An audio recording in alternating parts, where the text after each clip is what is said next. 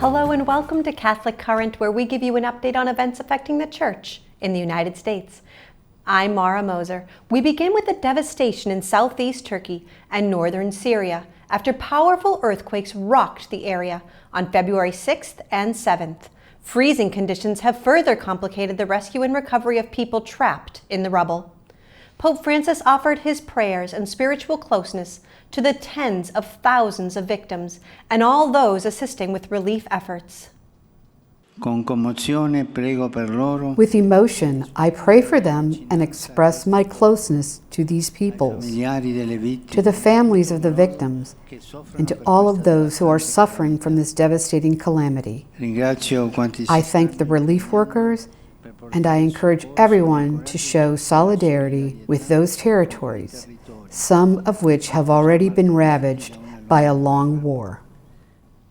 Bishop David Malloy, chair of the Committee on International Justice and Peace, released a statement this week. He joined the Holy Father in prayer for all who have died or are suffering.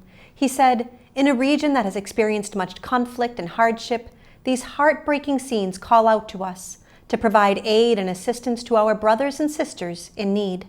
He encouraged the U.S. government to provide assistance in collaboration with Catholic aid organizations on the ground, and he called on the faithful to pray and give generously. You can support relief efforts through Catholic Relief Services and the Catholic Near East Welfare Association.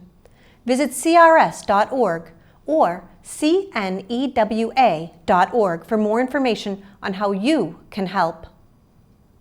Each year on February 8th, the Catholic Church marks the International Day of Prayer and Awareness Against Human Trafficking. The event coincides with the feast day of St. Josephine Bakhita, who was kidnapped and enslaved in her native Sudan and in Italy.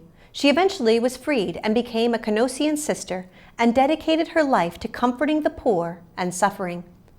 Bishop Mark Seitz, chair of the Committee on Migration, released a statement joining with Pope Francis in prayer for victims of human trafficking on this occasion. He said, "Let each of us, as witnesses to the gospel of life, grow in solidarity with our brothers and sisters who are exploited in this way, and inspired by the life of St. Josephine Bakhita, accompany them in the pursuit of justice."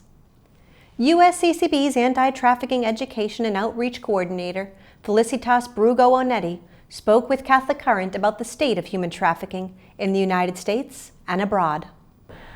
What it looks like today can be very complex, and I think people have the typical narrative that people warning kids to not go and take candy from a stranger and get into the white van, and although at one point that was very relative, trafficking is very different from what it is now, and reports have showed that trafficking is primarily exploited by a family member or by someone especially here in the United States, and just how it's a lot easier than these big cases of being transported across country. Pope Francis recently concluded his historic visit to the Democratic Republic of the Congo and South Sudan. He expressed his solidarity with people displaced by horrific violence, and he prayed for peace. In South Sudan, he spoke about the important role women play in peacebuilding.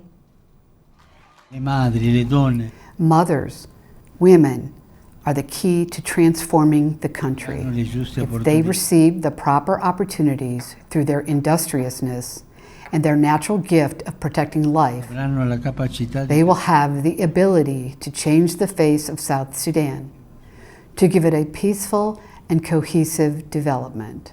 I ask all the people of these lands to ensure that women are protected, respected, valued, and honored. Please protect, respect, appreciate, and honor every woman, every girl, young woman, mother, and grandmother. Otherwise, there will be no future. Thanks for joining us for this edition of Catholic Current. You can find out more about any of this week's topics by visiting us online at usccb.org. I'm Mara Moser. See you next week.